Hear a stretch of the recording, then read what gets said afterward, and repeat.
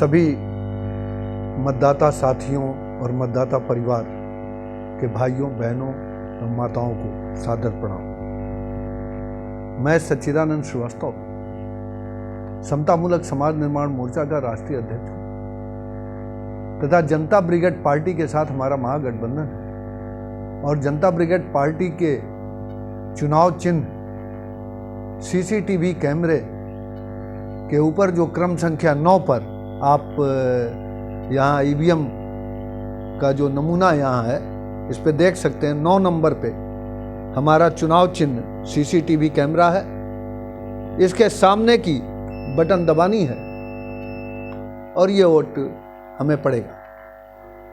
तो मैं सबसे पहले सभी मतदाता परिवार से यह अपील करता हूँ कि इस बार आइए हम सब मिलके स्थानीय मजबूत और ईमानदार नेतृत्व और एक परिवर्तन की अमूल परिवर्तन की नींव डालें, क्योंकि उत्तर प्रदेश ही नहीं, हमारा मानना है कि भारतवर्ष में सबसे विवेकशील और महत्वपूर्ण चुनाव क्षेत्र विधानसभा 175 लखनऊ कैंट है और यहाँ से हम लोग चुनाव लड़ रहे हैं और मैं सच्चिदानंद श्रीवास्तव प्रत्याशी। सर, जनता ब्रिगेड फौजियों की पार्टी है तो किस प्रकार से फौजी और रेलवे कर्मचारियों को? देखिए, हमारा जो जनता ब्रिगेड पार्टी रिटायर्ड जवानों की पार्टी है, उसमें 50% आर्मी के लोग को चुनाव लड़ने के लिए हम सीट देते हैं और 50% सिविलियन जो समतामूलक विचार पे समतामूलक परिवार मूलक समाज की स्थापना करना चाहते हैं। हमने पहली बार लखनऊ कैंट विधानसभा के प्रत्याशियों से शपथ पत्र पर यह वादा किया है कि हम इस क्षेत्र से भूखमरी, जो लोग पढ़ना चाहते हैं पढ़ नहीं पा रहे हैं,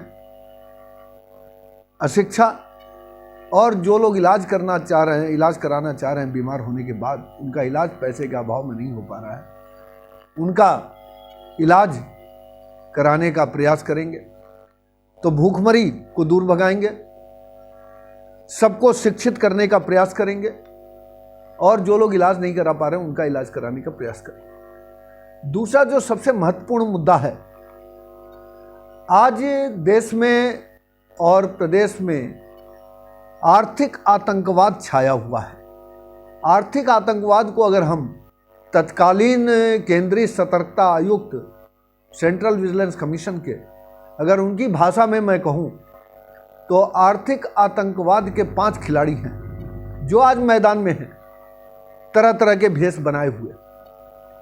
उन आर्थिक आतंकवादियों में सबसे ऊपर भ्रष्ट नेता है, दूसरा भ्रष्ट नौकरशाह है जो भ्रष्ट आईएएस और बाकी है, तीसरे नंबर पे भ्रष्ट एनजीओ है, झोला नॉन गवर्नमेंट ऑर्गेनाइजेशंस, चौथे नंबर पे भ्रष्ट व्यापारी है और 5वें नंबर पे क्रिमिनल्स है। और इन सबका एक दूसरे को बहुत सहयोग मिलता है। तो इनको उखाड़ फेंकना है, खास करके विधानसभा 175 लखनऊ कैंट से। शराबखोरी जो नशे की फैक्ट्रियां, नशे की दुकानें हैं 175 लखनऊ कैंट में, इनको उखाड़ फेंकना है, यह हमने शपथ पत्र पर कहा है। और दूसरी बात ये भी अंडरटेकिंग दी है कि अगर हम इस कार्य को नहीं करते हैं, दूसरी तरफ दूसरे मार्ग पे चले जाते हैं, तो कोई भी मतदाता देश का, केवल प्रदेश और 175 लखनऊ कैंट का नहीं, देश का कोई भी मतदाता हमारे विरुद्ध अनलॉफुल एक्टिविटी प्रिवेंशन एक्ट के तहत कार्रवाई कर सके।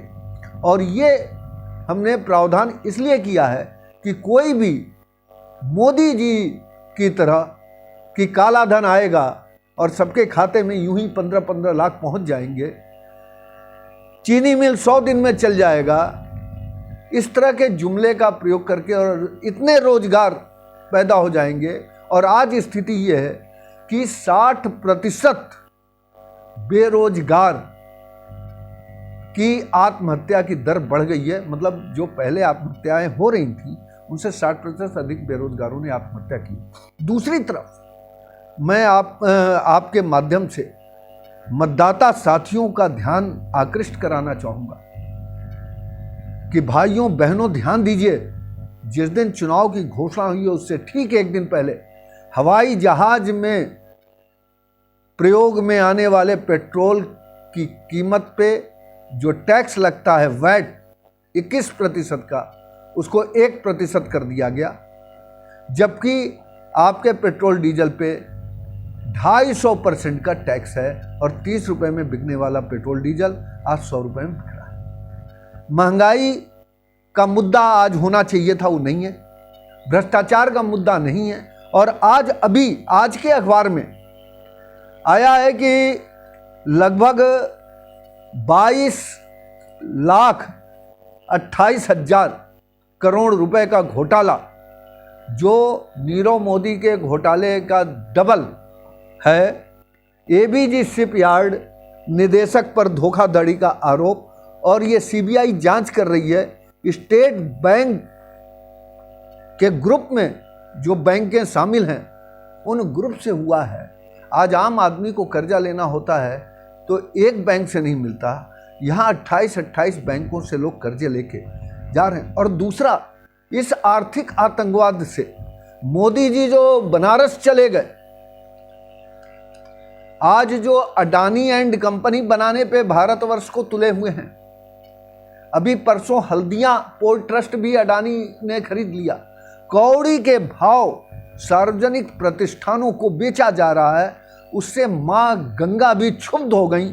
और आज का समाचार जो है वो ये है कि बनारस में मोदी के पाप से और इन भ्रष्ट नेताओं के पाप से मोक्षदायिनी गंगा का रंग भी काला हो गया है, जिस पे जांच शुरू हो गई है कि ये काला कैसे।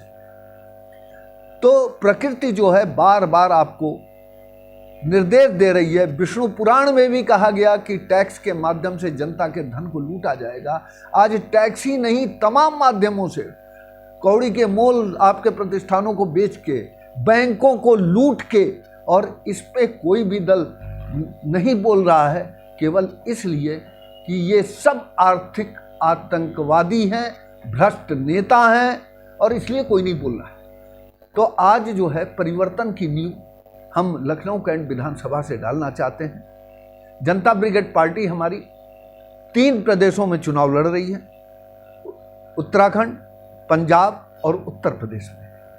और हम लोग कुछ लोगों का समर्थन भी कर रहे हैं, जैसे खड्डा विधानसभा से रामचंद्र जी हैं, जो लक्ष्मीगंज चीनी मिल को लेकर बराबर आंदोलन कर रहे हैं चलाने के लिए, जिसको बेच दिया गया था।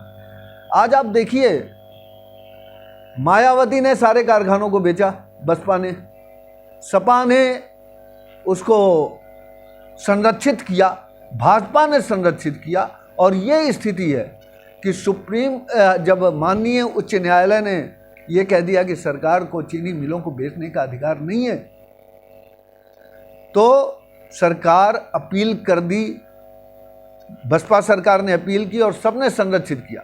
और जब सुप्रीम कोर्ट उसको रद्द करने जा रही थी, तो जैसे भी पता चला हो, मुख्य न्यायाधीश ने बता दिया हो या जैसे भी पता चला, तो उत्तर प्रदेश के मुख्यमंत्री ने शपथ पत्र पे ये दिया कि बेचने के सारे प्रावधानों को हम समाप्त करेंगे, लेकिन उसे समाप्त नहीं किया गया, सुप्रीम कोर्ट को भी धोखा दिया गया। तो मैं केवल एक बात कहना चाहता हूं अपने मतदाता साथियों से कि आज मौका है, आइए हम सब मिलके इस 23 फरवरी को सब लोग 100%, 100% मतदाता वोट देने जाएं। और क्रम संख्या 9 पर हमें सच्चिदानंद श्रीवास्तव को सीसीटीवी के सामने का ये बटन दबाएं और वोट देके विजयी बनाएं। और हम वादा करते हैं कि रेलवे में भ्रष्टाचार की फोटो प्रदर्शनी लगा के हमने विश्व में पहला स्थान प्राप्त किया था, विश्व में पहली भ्रष्ट अधिकारियों की फोटो प्रदर्शनी लगाई थी। भ्रष्टाचार के मामले लगातार मैं उठाता रहा और पिछले 3 चुनाव से मैं प्रयास कर रहा हूं कि आप लोग हमें जिताएं और सदन में पहुंच के हम आपकी मजबूत आवाज़ बने ईमानदार नेतृत्व दें और जनता में जो खोया हुआ विश्वास है राजनीति के प्रति उसको वापस लाएं। हम विश्वास करते हैं कि रेल का, सेना का